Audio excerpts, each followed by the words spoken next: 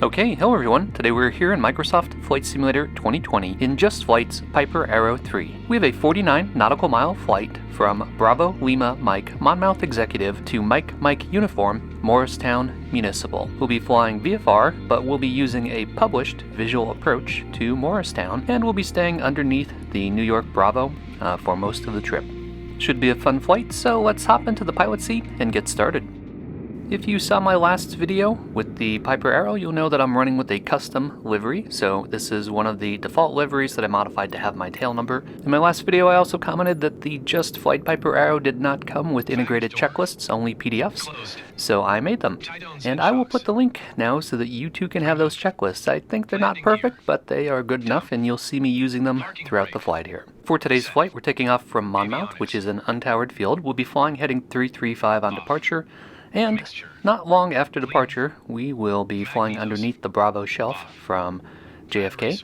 So that shelf starts at 3,000, which means we'll need to fly at 2,500 for most of our flight to avoid getting a Bravo transition.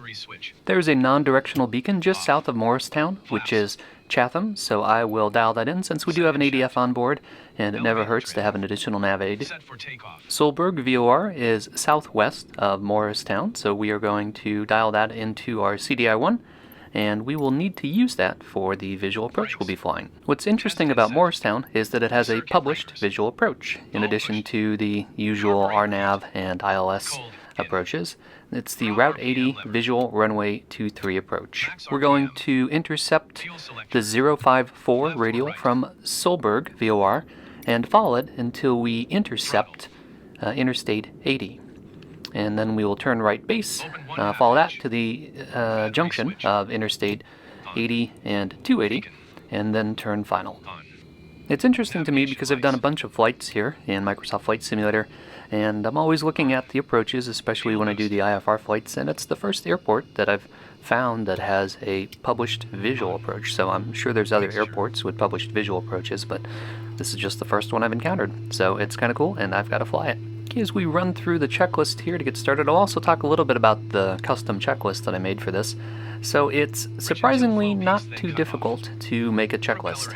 Asobo has a master file which has all of its checklist items on it, and once you know where to look for that, you can just copy and paste the checklist items from that to assemble your own checklist. So if you can copy and paste, you can make a checklist. People are interested, I could always do a video on it. That's a little technical, but it took me, Saturday to cobble together this checklist, and now I've got it. I've got my comms all dialed in, so we'll bring up the GPS, which I don't plan on using, and turn on the DME, which I do plan on using. Since we've got it set to Solberg VOR, we can tell our distance to it. And we've also got the ADF all set up, so we are good to go. Monmouth traffic, November 359 Golf Charlie, taxi runway 32, Monmouth. Clear left, clear right, and let's go. 1156, send to maintain 3000. We're streaming live ATC from Newark Approach, which is on the other side of the bay. We'll be flying underneath Bravo, so it's probably good to listen. Let's pull over and we'll do our run-up.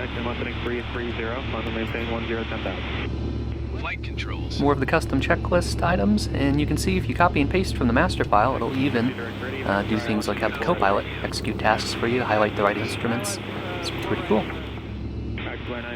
Monmouth traffic, Piper 359 Golf Charlie, departing runway 32, straight out departure, climbing 2,500, Monmouth. 3765, descend and maintain 2,000, speed 180 knots or greater. 2,000 feet, 180 or greater, predict 3765. Summary Romeo Uniform 170 or slower if you'd like the Dandy, contact Peterborough Tower 119.5, good night. 170 slower. I've got a couple of flights under my belt now with the JustFlight Arrow, and it definitely takes some getting used to. It flies differently than the standard aircraft of the Microsoft Flight Simulator.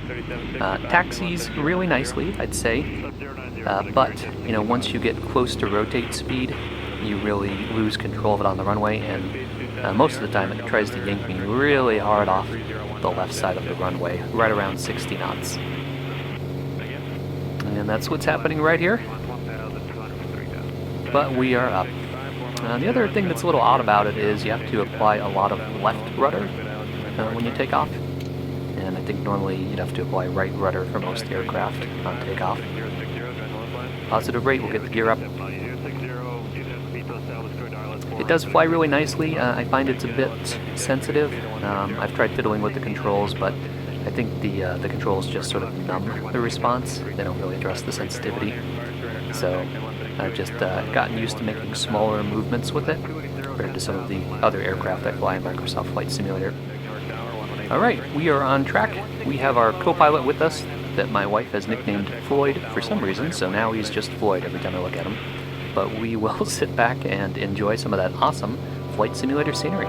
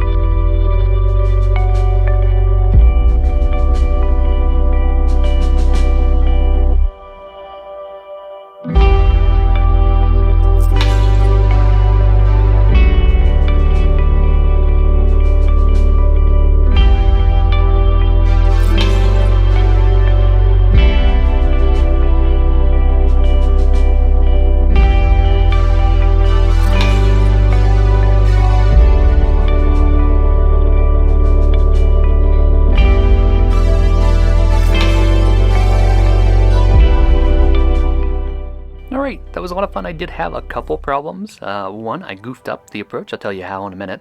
The other is the VORs, or the CDIs I should say, seem to misbehave in the Piper. So sometimes they just don't pick up signals, and other times they seem to freeze. So I was fiddling around with them quite a bit before they kind of came back to life. So for the visual approach, I was supposed to follow 287 on the 057 radio from Solberg, which I did, and then with the Boontown Reservoir off to my left, I was supposed to turn right base at Interstate 80. Before I got to 80 though, I mistook Route 10 for Interstate 80 and turned right base at Route 10. And you can see it in the video when the Boontown Reservoir is still ahead of me on my base turn. And the result is that I was much closer to the airport than I expected, although it didn't cause any trouble with landing. But I didn't fly the approach as published. So, live and learn. That was my mistake. And I thought I'd leave it in because sometimes the mistakes are more fun than getting it right. So thanks as always for flying along with me on another VFR flight. If you enjoy content like this, be sure to click that like button, leave me a comment, and don't forget to subscribe. Thanks, and stay tuned for further flight adventures.